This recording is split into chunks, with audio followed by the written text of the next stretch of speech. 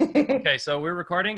Hi guys, welcome. This is Paul Silva and I'm with Sofie Berga, and we are going to be talking about teens and drinking, kind of like a parent's primer.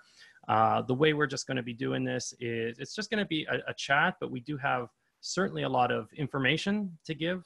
And I'm just going to say, for myself, I am a coach who works with people in addiction recovery. And those who want to cut down or cut out alcohol for good or for now. So I do work with a wide range of people in the alcohol sort of spectrum. And I'm going to pass it over to Sofie, and she can explain who she is and who she works with, and kind of maybe intro into what we're doing today. Yeah. Well, first of all, I'm a parent of a 15-year-old and a 21-year-old. And I am Danish. I live in Denmark, but I've lived in the US for 20 years. And I'm also a certified coach, work with parents and teens. And I'm also a founder of the Excelsior program for teens, which is an empowerment program really for teens. So should I tell a little bit about the why we're doing this today? Yeah, let's just jump right into it. Why not? Yeah. So in coming here to Denmark from the US, the politics and the culture around alcohol is very different. So I found myself very kind of in a dilemma and a little confused to what to do with this whole, culture change. Because I have a 15-year-old, and that's really when you start drinking in Denmark. And most people fall off the chair, if I say that, in the US, because the legal drinking age, of course, we know that is 21. Mm-hmm. Obviously, it happens for most people a lot earlier, regardless there.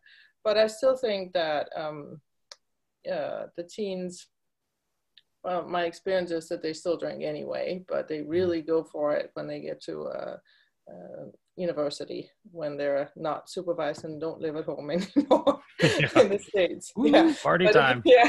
Woo. So, and here it's very normal that among Danish people that they even host parties for their teens, and here you can actually drink beer and wine and not non-hard alcoholic drinks. I can't remember what the percentage is, but up till when they're 16. So from 16 to 18, they can actually drink. So I reached out to Paul and said, hey, can we talk about this? Because I need to, know what foot to stand on here in regards to this issue. So this is how this talk came about. Yeah. So you have 15-year-olds. So I have two boys. They're 10 and 12, and we're here in Toronto, in Ontario. And so I was saying earlier that the legal drinking age is 19 here. And so, just like anywhere else, if you wanted to get, booze, you would have to either get it from home, or you'd have to kind of, get someone's older brother. There's always an older brother that will get you, beer or wine or whatever. And, I was saying just before we started too, that my oldest, he's 12, and he saw an ad for non-alcoholic beer, and he turned to my wife and said, oh, so can I have that? And so he's kind of understanding, and we'll talk about, because there's, the amount of ads that kids see a day and a year like that. There's numbers with that, and I'll share that in a bit. But there is a bit of a culture here as well. And you were saying that kids like around 15, they start to drink there. Like that's kind of an acceptable norm. Right. So with your, is it son? It was their son, right? Or is it? My son is 21 and my daughter is 15. Yeah. Okay. So your daughter. So for your daughter, are there issues, or what kind of issues are coming up with her and her drinking? I think that she has been very responsible around it. It's mainly my fears of when am I not stepping in and creating the boundaries that she really need, and when am I hindering her social life in an unnecessary way by my own fears of, my own fears of her getting in trouble if she's drunk, basically. Yeah. Yeah. And how was it with your 21-year-old then? How did that play out? Well, He was in the U.S., so we didn't move, and he wasn't. It wasn't until he was 18 that he came Hmm. here, and then boom, he could drink legally here too. Yeah. um, I don't think he drank very much in the States. Hmm. It wasn't like a culture, but they did smoke some weed, I know, which I think is also a problem. But we also lived in a city that was highly, that had a lot of drugs in general. So I was just happy that it wasn't meth or something else Yeah. at the Yeah. time, I have to say. Yeah.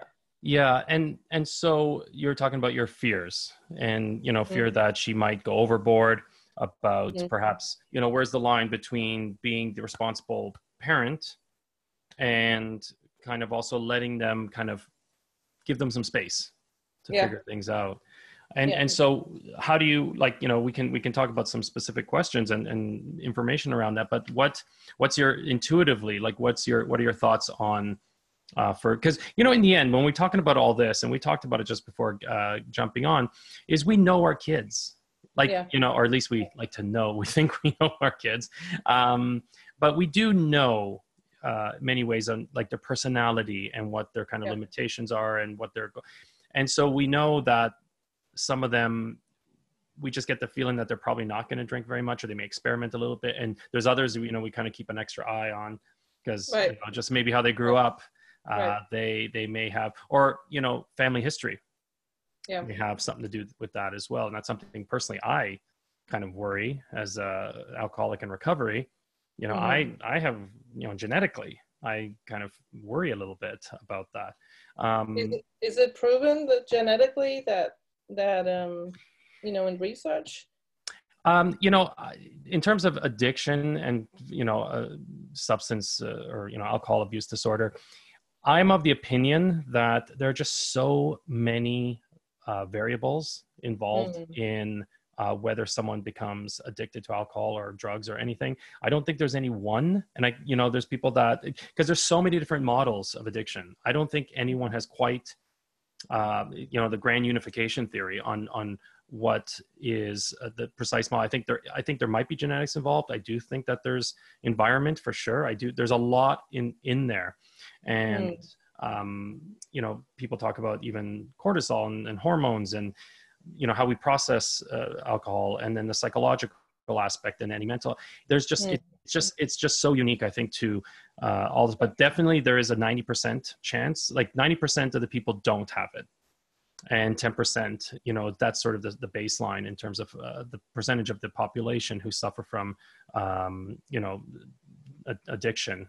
And so, but so for me, there is a piece of that kind of fear, as we're talking about as parents, about our Right. child. Yeah. So I think. what?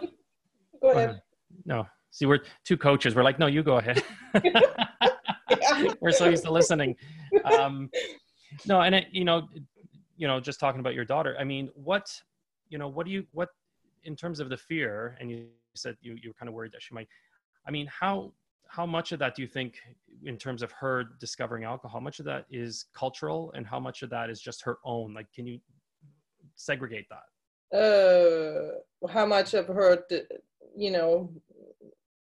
drinking is cultural, and how much is just her own curiosity? Yeah, like for your daughter, let's say, in this case.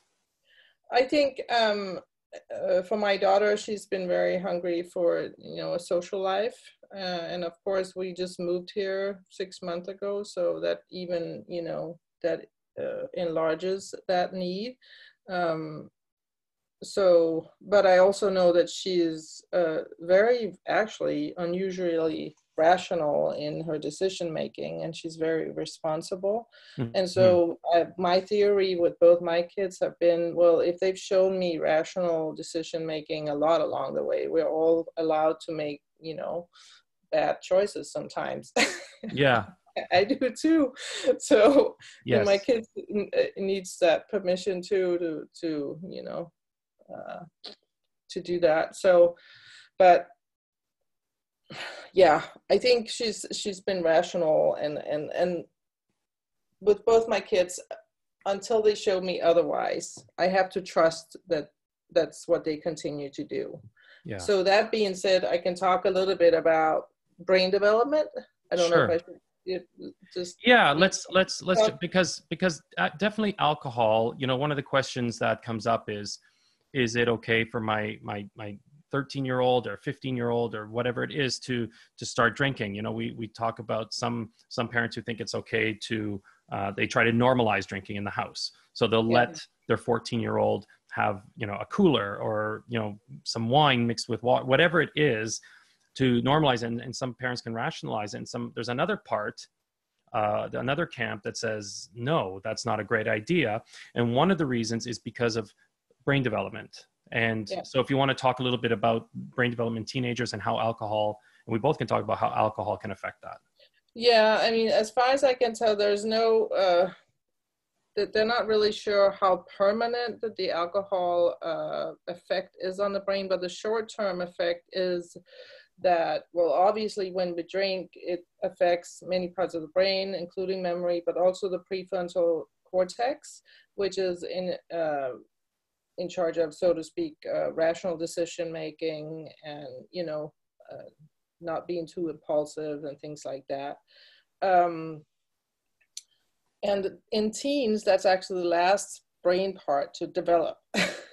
So their emotional part of their brain, the amygdala, explodes basically in the teen years and grow really fast. And the rational part of the brain is the last to follow, and it's actually not done growing till age 25. Wow. So, and then you put alcohol in the mix of that, which also affects the, you know, decision making, the rational decision making.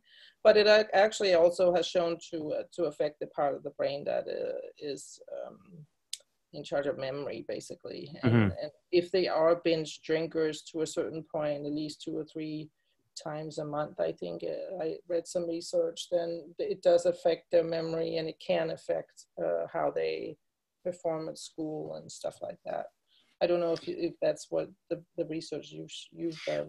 You know, you're much more versed, and I had looked at that, and there's very similar material out there in terms of it does hamper memory, and it does hamper that, you know, like I said, there's a part where it, you know, the judgment and rationale decision, that part, you know, it does affect all of that.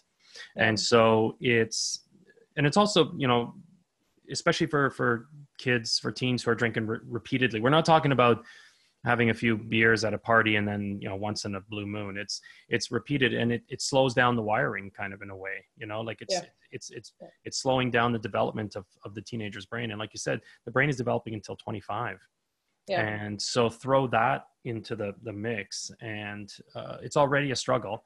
And then now we're adding alcohol to it. So that's, you know, that's one reason, you know, why some parents don't have a zero tolerance in terms of their house of alcohol. And so, you know, let's say, you know, and I'd love to hear your thoughts on, you know, we talk about how we have the conversation, the birds and the bees, right? For sex education. Do you have you had, or do you have, or what are your thoughts on having a conversation with a teenager about alcohol and drinking? Well, I think, first of all, you know, you have to determine where the talk comes from. Is it a valid concern of them not being responsible or having completely irrational behavior, more than to be expected for a teenager, maybe? Or is it your own fears? And I usually say that any parenting that's done out of fear has a high chance of disempowering our teens and our kids in general. So I always ask myself, why do I have the need to have this conversation with my teen? Is it out of fear? And where does that fear come from? Is it a rational fear or concern, or is it not? And so then it's nice to have all these, you know, details, so to speak, on brain development, blah, blah, blah, because it's actually also important to discuss these things with with our teens and make them aware of that. Also that we're aware that they're not, you know, when they have irrational behavior or really emotional outburst, then that's normal because of their brain development. So they don't feel so weird, you know. Mm-hmm. They already feel weird, but so in regards to talking to them, I think whether you have open communication with your teen or not, and are able to have that ping pong effect of more democratic parenting, where Mm-hmm. you listen to your teen's point of view and you don't just set all the rules. It will, you know, really play into this issue as well. So the sooner you start with having more democratic Yeah. parenting, where you can have conversations with them, that doesn't mean that they, you know, that they're always right, but they feel heard. And sometimes they are, you know, smart. My daughter, for example, she just, I said no to have, for her to have a party here. Mm-hmm. And she just wrote me this long email about all the reasons why she should be able to have a party. And so I have to sit down and have a rational discussion with her about, you know, well, she can make some good points, and what are my points, and what are some, you know, what are the real fears, and what is not. But I do believe that just, you know, saying no because of saying no does not work. It just creates rebellious kids that are going out, maybe drinking somewhere else. Yeah. Yeah, So that's a great point about that rebellion. And you know, it's funny because you know, oddly enough, that's one of the reasons why a lot of teenagers do start drinking, is to rebel, to you know, go against the values or just the rules of the house or anything like that. I mean, in your experience too, you know, what other reasons do you think that teenagers drink? I mean, I can weigh in that as well, but what are your thoughts on why they will go out and step out and drink? well, it's definitely to socialize, and here, and also, I mean, alcohol does, you know, help us to relax a little bit around each other. They're so insecure, you know, many Yeah. times in the personalities, so kind of helps shuffle them together in a way, I think. Not always in the best way when you're drunk, No. but I think that's why they do it. So I mean, I've encouraged my daughter to find ways of, you know, socializing that does not involve alcohol, and it's really hard in a culture that, you know, um, has a lot of alcohol on board. I mean, you can't have a party without having alcohol.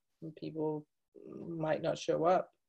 So, but I think we need to start, you know, a movement towards, well, then go bowling or parachuting or whatever it is that is exciting. You know, there's a ton of different activities that you could do together. You know. Yeah. Yeah. And it's funny because, you know, I was kind of going through kind of the reasons, you know, as a teenager, I picked up when I was 15, and I wasn't out to get drunk or anything. It was just one of the things was just, I wanted to feel like I was a grown up, or to feel Yeah. like a bit older, kind of detached from the kid part of me and start to grow that way. And, you know, it was also to fit in, right? Like to be accepted. And I mean, even as adults, we have that part of us that wants to be accepted. Mm. And so teenagers, I'm sure it's much more, it's so much amplified to belong, because they're still fighting for that social status in their lives. And you know, and some of the other, you know, I know another thing for me was instant gratification, because I just got to change who I was. And, you know, I felt like I could cope. You know, there was a lot of bullying for me, so I felt like I could cope with that. I didn't know how to cope with anything really.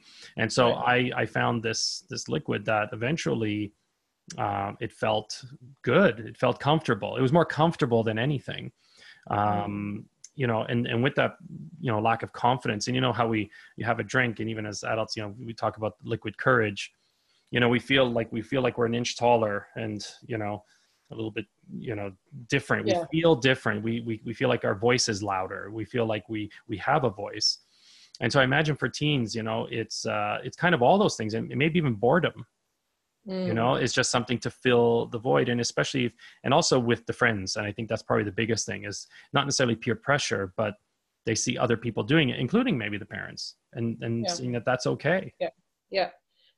And yeah, with that being said, also, you know, it's super important what you role model in the home, right? Mm-hmm. Kind of drinking behavior, because that's really, I don't you think that that's probably the biggest, you know, what affects their drinking habits the most, that the home culture with alcohol. It's, you know, I think it can be, absolutely. And, you know, this is why we're talking about some households having a um, zero tolerance on that. But definitely, you know, they did some research where even, you know, when like television ads or ads, billboards, you know, internet, whatever it is, there's ads. And they're saying that kids and teenagers, they see 3 ads a day. So you're looking at about 1,000 ads a year. For some reason, girls, they say, see 30% more, right? Which makes sense, because now in the last couple of years, girls, and I'm talking like teen girls, young women, their rates of drinking has gone up. And just with in culture, at least in the States and Canada and UK, rates of alcoholism or alcohol abuse disorder amongst women is just jumped. And that's also a lot of marketing, you know, with the different kinds of wines like mommy juice and all that kind of nonsense. So there is this correlation. I think, you know, they've seen that that makes a difference. And also, so that alone, like my kid with, you know, he saw the ad for non-alcoholic beer. That means he has seen lots of beer commercials, because when he saw non-alcoholic, he said, oh, I can have some, right? And it was an innocent question. But definitely, you know, he doesn't see, you know, my wife rarely drinks. I don't drink. And so it's not something I'm sure at some point is going to happen. But it's also, you know, definitely, I think what's modeled at home. And, you know, when teenage starts to drink sooner, they do find that there is a correlation to problems down the line. And so, again, you know, do we let teens drink at home? You know, 13 and 14, a lot of people will say, no, that's a bad idea, because it kind of normalizes drinking. It's, even though we think we're controlling them in terms of, you know, at least they don't have to drive. At least we're there with them. If anything happens, we're right there. Like mom and dad are there, or, you know, both moms or both dads. They're there. But what's happening to them, what they hear is just drinking is okay. It's normal. And so at 13 and 14, but what they find is that teens who start to drink before 15 have a 30% chance, or sorry, 5 times a chance of actually having problems later down the line. In regards to alcohol misusage or yes, abuse? Yeah, and you know, that's one study. Another study was like, it was like 16% more, a 16 greater chance of someone becoming alcoholic, actually. And so it all starts, and it also ties into the brain development, like you talked about. And it's also the normalization of the drinking. And then and also what happens too is that when teens start drinking, that's where they also get, and maybe you can speak to this too, and I can totally attest to this, is you emotionally stunt your growth. And so, you know, so I was like 15, 16, 17 when I started to kind of really get into it. And when I got sober, honestly, I still felt like I was 17 years old, because I didn't learn how to express feelings. I didn't know how to deal with it. So it was kind of a running joke between me and the other people that were getting sober. It's like, oh, look, I think I'm 21 today. Like, I feel 21. Like, you know, because it also stunts the emotional growth, because we're not giving space for them to like make mistakes, to like, you know, figure out what's going on up here, what's going on in here. So do you think that's when they do a lot of binge drinking? Because I mean, or that it stunts their emotional growth, or is it, you know? Well, yeah, the binge drinking, I mean, this happens more in high school and college, because now it's like we said, like, woo, party time, like, you know, I'm away. Binge drinking is described generally. I mean, this is like the BMI, whatever, the body mass index. It's general, but binge drinking for young men or boys is 5 drinks or more in one session or within 2 hours, and for women or girls 3 to 4. And so most of, I think 80% of kids by grade 12, which is about 16 or 17, have said they've already drank. And I think about 30% of teens, especially the older teens, they binge drink. So binge drinking tends to be the biggest way that teens drink, because if they're not drinking at home, and it's not like they're daily drinking at school or whatever it is, they go to parties.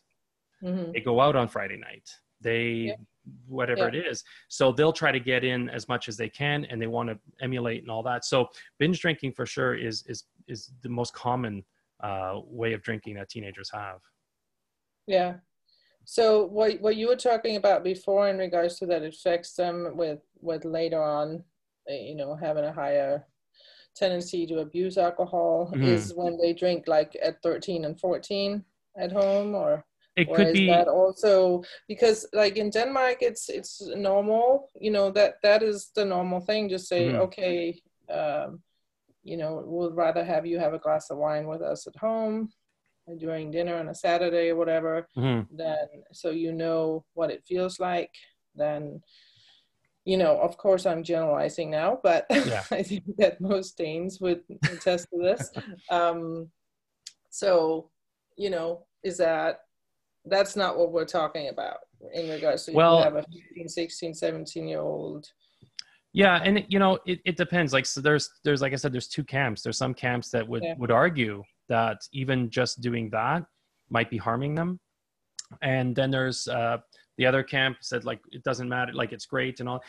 I think there's a middle ground. I think there's again, we're not walking studies. We're just trying to figure out what works best for our families, what works best for our kids. My sister-in-law, let my nieces have a drink when they were younger, like a cooler. If they had friends over, she'd let, but it wasn't a big deal. And I guess, it depends on, and if culturally, culture is definitely got a big impact. I mean, look at the UK, a lot of Eastern European countries, actually, if you look at the top countries in the world on drinking and how many people drink and per capita, like the top 15 are Eastern European countries for the most part. Denmark is up there. I've seen, this is like about 2 weeks ago. I think I was on a podcast for the UK, and so I was looking up this stuff, and I saw Denmark. I remember seeing Denmark in there because, and definitely more than the US. US was a bit further down. But culturally, I guess the question is, even though it's cultural and it is 15, but if it is higher, because if I was in Belarus, let's say, and they say, well, no, it's normal for 13 and 14-year-olds to drink at home, but you look at the consumption per capita as one of the top in the world. I mean, is that helping? Is that hindering them? Or, I mean, it's just a general question, and there's no necessarily right or wrong. But I think I wonder if that it just depends on the family, depends on the kids, depends on what we think is best. Because in the end, we're still the parents. Yeah. So I guess we can encourage everybody to kind of look at their family culture really around alcohol and say, where did it come from? And is this really what we want to portray? Is it necessary?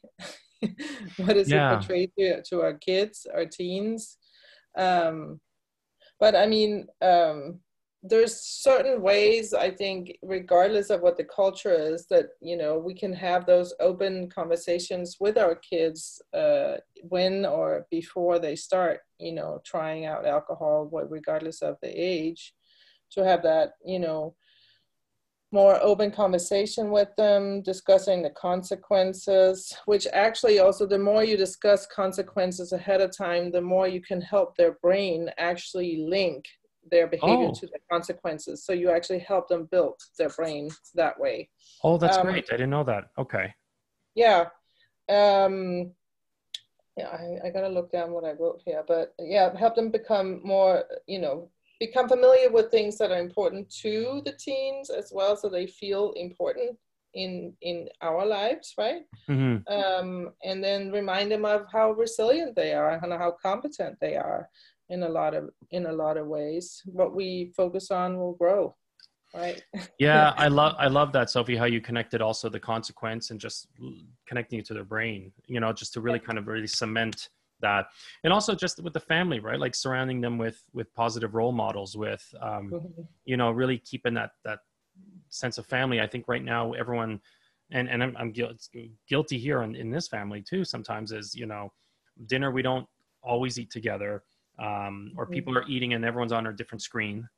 Right. And talking to other parents, that's almost the norm, which is kind of frightening. And that's definitely not how it was when I was growing up. And so I wonder if that's another way of isolating. And because one thing with people that drink a lot, and teens or adults, is isolating. That's one of the biggest telltale signs of someone who's suffering from alcohol abuse disorder, or at least on that slope towards or problem drinking, is isolating. And Okay. so, What are some other signs that parents might can look out for, do you think? they can look out for, they lose interest in a lot of things they used to love doing, like extracurricular activities. Definitely their grades. You can look at a slip in their grades. Maybe some signs of depression, because alcohol is a depressant. Maybe weight changes. Some people lose when they drink a lot. They lose a lot of weight. Some people gain a lot of weight, and you'll notice, obviously, with your child, maybe wanting to spend less time with the family, like going to the room or going out to. Now that's part of teens, but you may notice it even more than normal. It could be like erratic behavior. It could be more combative towards the parents or authority figures. Grooming, I definitely know that the further you go down, the less interested you are in like doing the basics, bathing and brushing your teeth. So you can look for that kind of thing. So those are, and maybe for drugs, you can definitely smell it if it's marijuana, bloodshot eyes, hangovers, the bleary eyes, having a hard time getting up. So those are some of the symptoms that you can actually, some of the signs you can look for. That would give you a hint that something is going on with your teen. Yeah, that's really great information. Yeah. And the other thing too, on that same note, is is talking to them when we think they do have a problem. And so one thing I do, and this is the same thing I would suggest if it was a loved one, like a grown up, an adult, it could be anyone in your life. It could be, a coworker, it could be whatever it is, but there's certainly, especially with the teens, and maybe you can fill me in if there's something extra that it would be helpful. But certainly when talking to someone who we think has a problem with alcohol, is first of all, catch them when they're not drinking or when they're a little hungover. It's actually a good time because they feel the pain. Right. And so they're a little bit more susceptible. They don't fight as much because they're feeling a bit like, ugh, but definitely don't catch them if they are high or drunk. It's just, you might as well just be talking to the wall. There's no point. But definitely use, so catch them at the right time. Use a lot of I statements, right? Like, I feel that when you drink, you change. I feel this, I feel that, because they can't really argue that, right? As opposed to you, and what they feel is eventually they kick their heels in and they get defensive. Again, it's not about blaming them. It's just it's almost detaching and just saying, speak to their behavior, speak to the effects that it's having on the family. I mean, your heart, really. Yeah. And expect resistance. And this is anyone, adult or teen, there will be resistance, but stay on track. Don't get distracted. Don't backpedal. What you said earlier talk about the consequences. What happens when they have too much, what happens when they go out with certain friends and come back late and all that kind of stuff. If you're one of those parents who drinks with them, maybe you need to stop that too, because you don't want to send mixed messages. And then it's also about co-creating new rules, new boundaries for them and for yourself too. you know, Yeah. and it's been heartbreaking talking to some mothers who have, you know, older teens, like 17, 18, who have had to like change the locks, you know, had to, and the kids trying to break in, and it's very hard. But Yeah. sometimes if it ever gets that bad, it's boundaries. You got to protect, in the end, you got to protect the family as well. But Yeah. just in terms of just someone, that's if you feel that there's a problem. So you can, and they can even ask them like, what's going on? Like what's, you know, because drinking is a symptom. Yeah. It's not, it's a solution for many people, right? It's not Mm. the problem, it's a solution. The thinking is Yeah. the problem. And I So think those are it's some also ways. I don't know if important. there's, yeah, I don't know if there's anything you wanted to add in terms of how we can approach a teenager in that kind of Well, situation. definitely no shame. Yeah, And yeah, that's a good especially one. in that situation, because I think already when if you're drinking too much, you have a lot of shame in you, Mm. you know, if, different forms, right? Yeah. Oh yeah. From whatever reasons. Yeah. Um, so really try not to do that. And then, yeah, the boundaries are a big thing. I find also that when you set boundaries for yourself and the family, and also for your kids, you kind of, you know, set a protective, you know, gate around them in a way. Hmm. So I think if they feel, when you have like set boundaries, they feel more safe. Kids of all ages, including teenagers. But of course, the teenagers are supposed to be breaking through those and finding out who they are. So when we talk about approaching them with this kind of issue, of course it depends on how old they are, how Hmm. mature they are. If you feel they're very independent and usually pretty responsible, then listen to their point of view and enlighten them with, you know, some brain development talk and things like Yeah. that. But you don't want them to go out there and feel like they can't talk to you and come and connect with you or call you if they're in a bind, they're drunk somewhere and they feel unsafe. That's the hardest part as a parent, I feel, is to let go when your Yeah. teens are getting at that age, and that age is, you know, different for everybody depending on the child. Yeah. But definitely do what you can to you know, create that connection where they feel like that they can, you know, still come to you, and especially in these years when they're, you know, trying out alcohol, um, at whatever age that is. Yeah. Oh, those are great. And shame for sure. That's a huge part for, you know, people who do have issues with drinking is shame. And it, Yeah. you know, they, they drink too much or whatever it is, and then they feel the shame the next day and guilt. And to cover that up, they drink again. And it's a cycle. Yeah. And definitely what you pointed out also with the teenagers, it's an added level. Like there's more Yeah. to it. And also Yeah. being, like you said, having that line of communication, just letting them know, Mhm. they may not, you know, I just remember, you know, if my parents had said that, like I would have been, yeah, yeah, yeah. But it was nice to know that still that was available. You know, Right. even if I didn't follow through with it, at least I knew that there was that part. What do you think would have helped you at that time? Um, I don't know. You know, I think my parents did they did try, and for me it was I'm not sure. That's a great question. That's a really good question. I don't know what would have been best for me because I was probably already too far gone down, and Mm-hmm. I was in that loop of isolate, um, of shame, of guilt, of and so I was already kind of wrapped up here, and you Mm-hmm.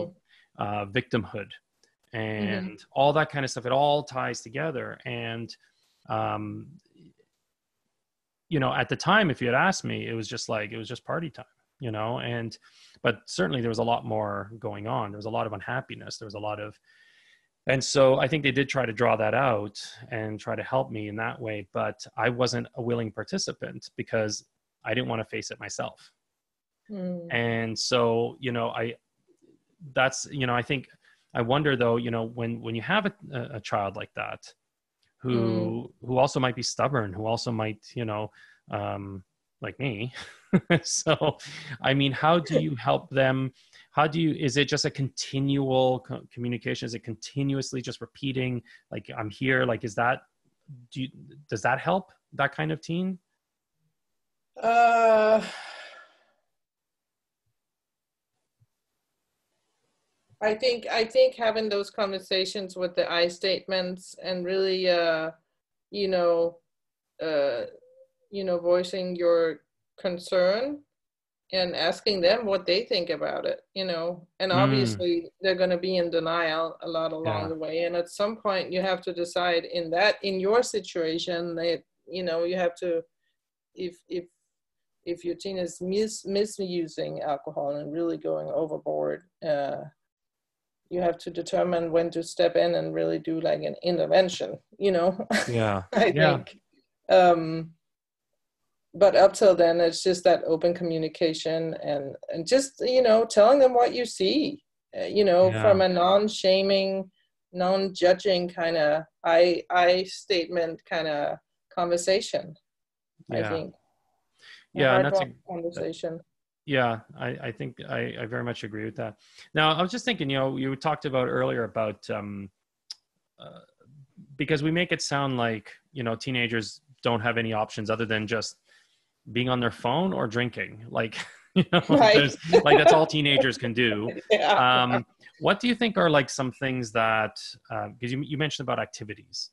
Mm. Um, what are like, you know, kind of some activities? Because if we look at the reasons why teenagers may drink, like, you know, they want to belong to something, or they have a sense of belonging, or they lack confidence, or they're struggling coping with feelings, or boredom. Of course, that's a big one. What do you think are some activities that can help kind of address some of those factors, like, you know, like sports, or is it like what kind of things are out there Yeah, I that can mean, attach to that? whatever they're interested in, definitely sports, definitely music and arts and whatever they can participate in. Obviously, if you go play violin by yourself, that might be great, but you don't get the socializing out of it. Mm-hmm. So I think it's important for them to have outside of school as well, to have some avenues of socializing that doesn't include drinking and partying, you know. Mm-hmm. Um, so whether it's sports or yeah, whatever they can come up with, ballet or Yeah, whatever it is, yeah. chess club. um, Yeah, huh?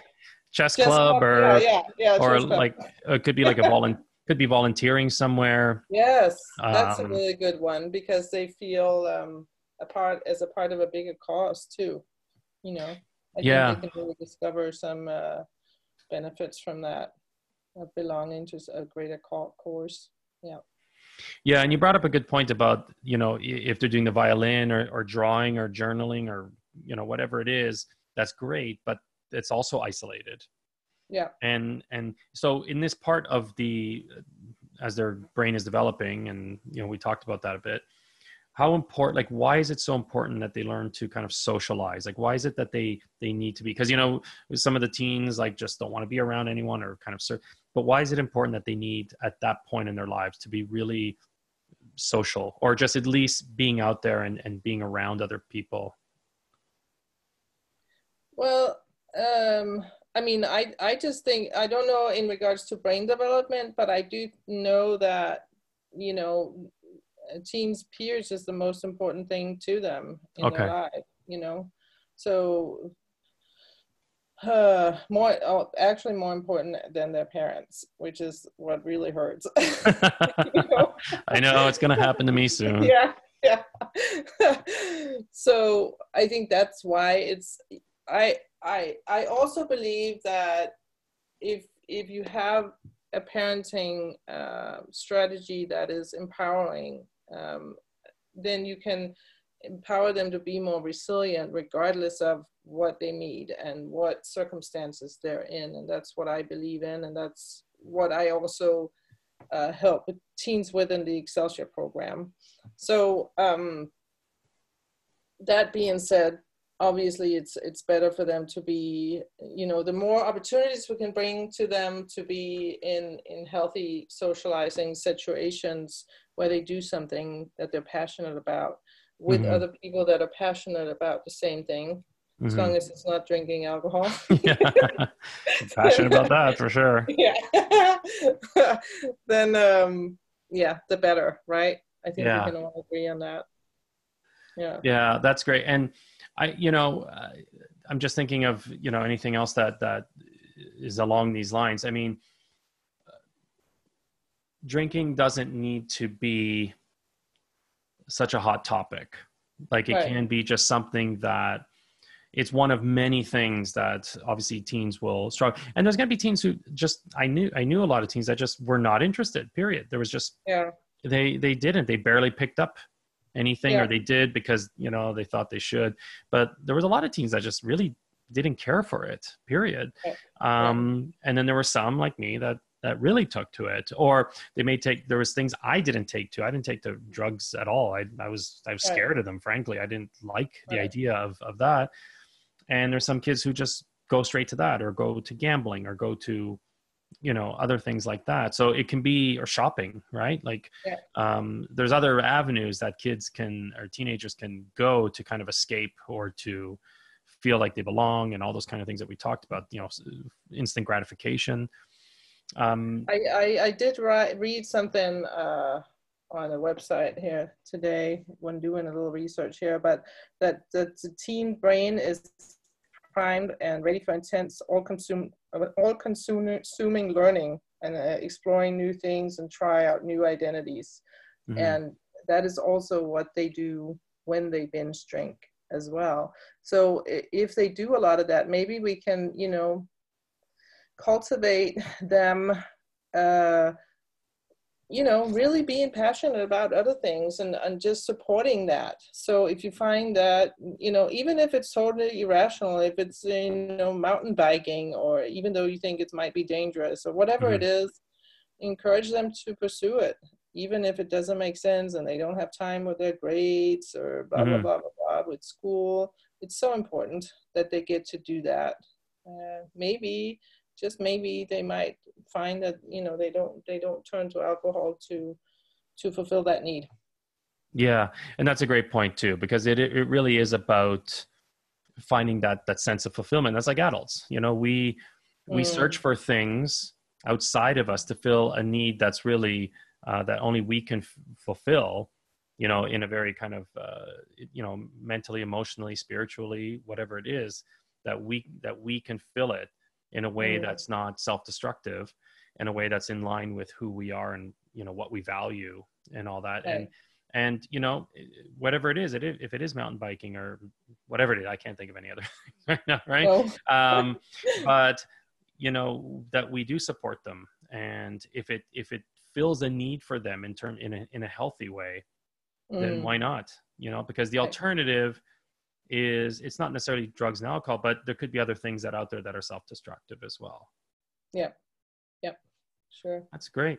Okay, so we have a few people online. If you have any questions, I apologize. I didn't ask if you wanted to ask anything, or if you are watching the replay on Facebook or wherever it is that this is being posted, please put a question in the comments, and we can get to it after the fact. You can hashtag replay or whatever it is, and leave a question, and we'd love to answer it to the best of our ability.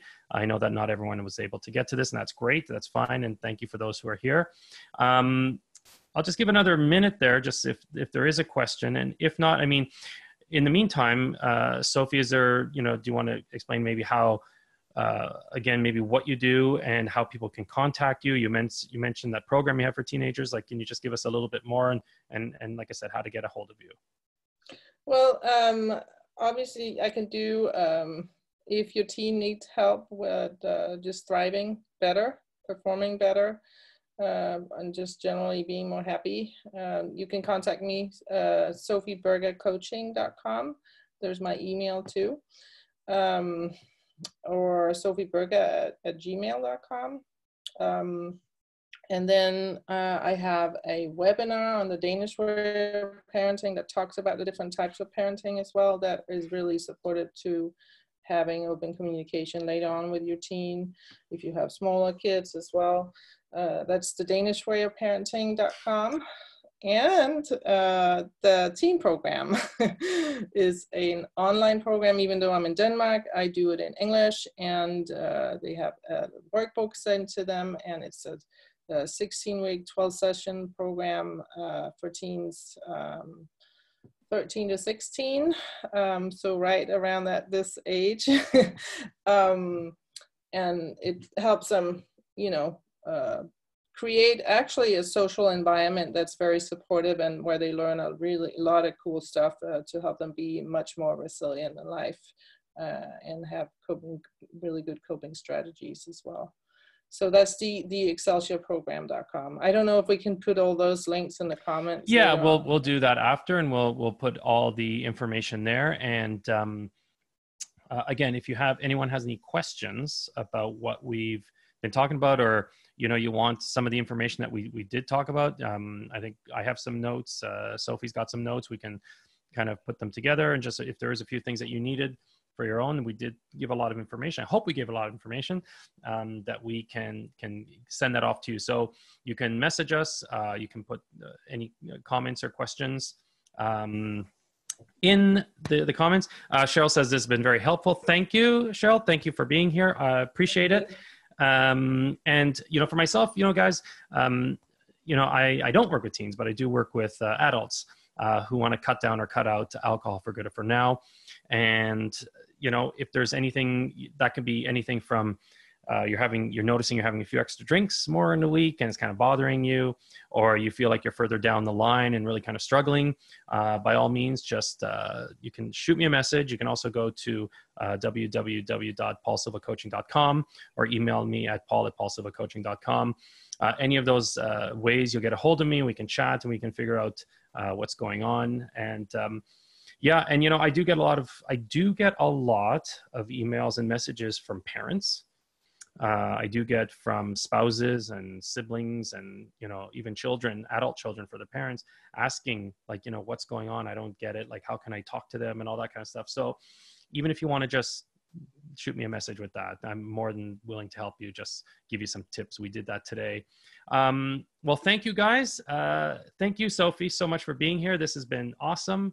Yes. I appreciate your amazing insight and your and all the knowledge that you're dropping here, all these truth bombs. And and thank you guys again. And just again, replay, leave questions, comments, and we'll talk to you later. Thanks again for being here. Thank you. Okay. Bye-bye.